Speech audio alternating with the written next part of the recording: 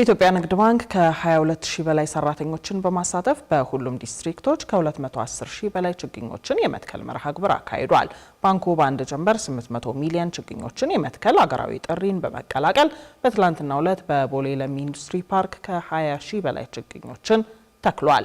ባንኩ ለዚህ የችግኝ ተከላ መርሃ ግብር 40 ሚሊዮን ብር ወጪ ማድረጉንም ተናግሯል። የኢትዮጵያ ንግድ ባንክ ፕሬዝዳንት አቤ ሳኖን ጨምሮ የባንኩ የስራ ኃላፊዎችና ሰራተኞች ችግኞችን ከመትከል ባለፈ መንከባከብ እንደሚገባ ገልጸዋል። ሪፖርተራችን ሰላማዊት ጌታሰው በቦታው ተገኝታ ተከታዩን ጥንቅር አዘጋጅታለች።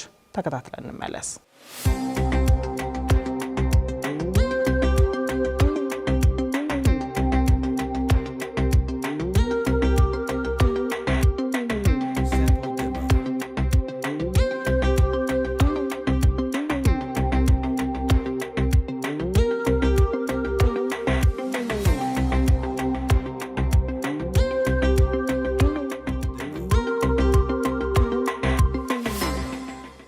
እንግዲህ ዛሬ የሚተከለው በአንድ ጀንበር 800 ሚሊዮን ችግኝ የመትከል መርሃ ግብር አካል ነው። ችግኝ ዛሬ የምንተክለው ለነገ ትውልድ ተስፋ የሚሆን ነገር ነው። ሀገራችንን የተሻለ ለማድረግም ትልቅ ተስፋ የሚሆን ነው። እኛም ደግሞ ይሄንኑ መልሰን ለመትከል ከኢትዮጵያ ንግድ ባንክ ሰራተኞች ተወክለን መተን ዛሬ እዚህ እንገናኛለን። በጣም ደስ ብሎኛል። ያለው ነገር አሪፍ ነው። በጣም ከነ ልጆች አሻራ የማሰረፍ ስለፈለኩኝ ልጆች የሜዚን ተሳታፊ እንዲሆኑ ይዣቸው መጥቻለሁ።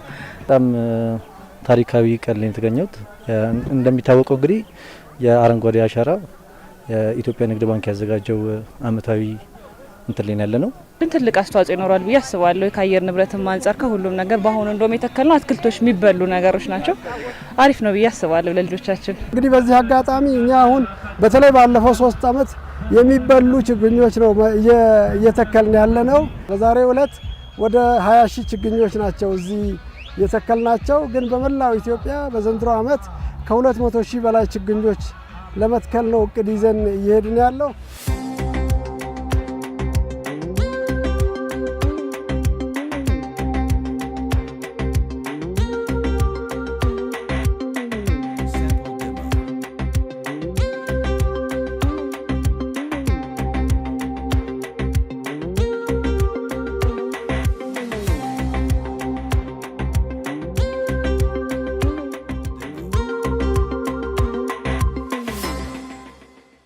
ልጆቻችን እናሻግራለን ስንል ሀገር ነው።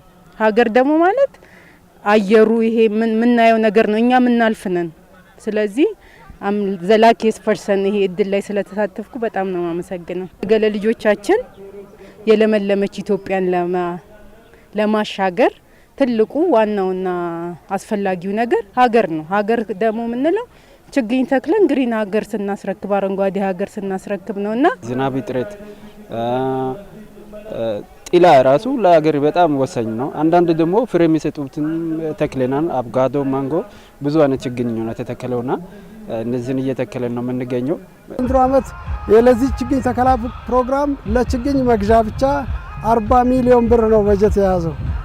ይሄ እንግዲህ ችግኞች ለሀገራችን ጠቀሜታ እንዳላቸው ስለሚገነዘብና የኢትዮጵያ ንግድ ባንክም ስሙ እንደሚያሳየው የኢትዮጵያ ባንክ ነው። ዛፍ መትከል የሆነ ሀገር መትከል ነው እና እነዚህም ፍራፍሬዎች ደርሰው ሁላችንም እንደምንቀደስ ተስፋ አደርጋለሁ።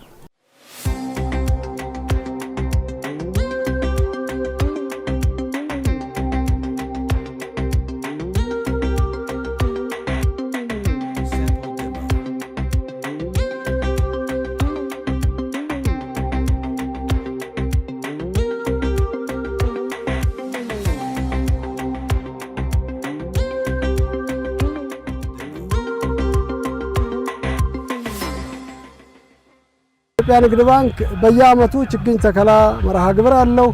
ችግኞች የሚተክለው በጥብቅ ቦታዎች ናቸው። በየቦታው ዝም ብለን ችግኝ አንተክልም።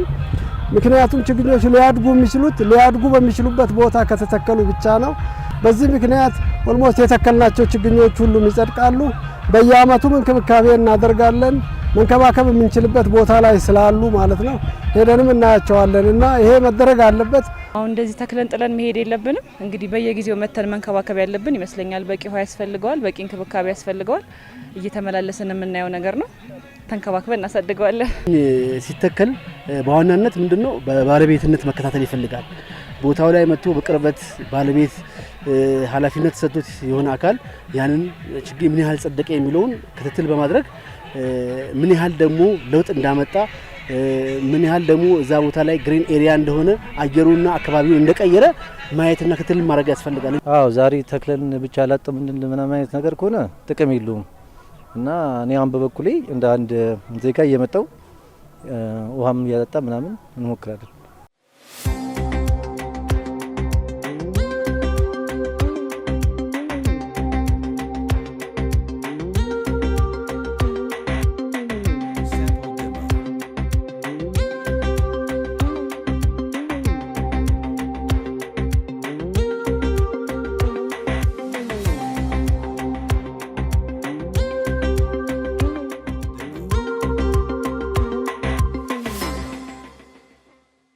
የሆነ ካምፔን ላይ መሳተፍ የለብንም። ሁላችንም ባለን በግቢያችን ጋርደን ማረግ ኮንትሪቢዩት ማረግ ነው ለሀገርና ሁሉም ህፃን አዋቂ ሳይል ሁሉም ባለበት አስተዋጽኦን አሻራው እንዲያሳርፍ አደራ ላለሁኝ። ይሄ አሁን አረንጓዴ አሻራ አንደኛ የሰላም ምልክትም ነው ብዬ አምናለሁ። ምክንያቱም ሌሎችም መጥቶ በዚህ መሳተፍ ያለባቸው ምክንያቱም ምንድነው ይጠቅማል። ነገ ፍሬውን ነው ምን በለው ሁላችንም ማለት ደርሶ ማለት እንዳልኩት እንደዚህ አይነት ካምፔኖች ብቻ እየጠበቅን አይደለም ዛፍ መትከል ያለብን። እንዳልኩት ዛፍ መትከል ሀገር መትከል ነው፣ የወደፊት እንትን ነው። ስለዚህ በየጓሯችንም በሚመችን ቦታ በየሰፈራችንም ዛፍን ተከሉላለሁ። ሁሉም ይሄን አጋጣሚ ተጠቅመው ቢተክሉ ካልቻሉም ደግሞ ግዴታ ይሄን ቀን መጠበቅ የለበትም። በተገኘው አጋጣሚ ባገኘነው መንገድ ብንተክል ጥሩ ነው ብዬ አስባለሁ።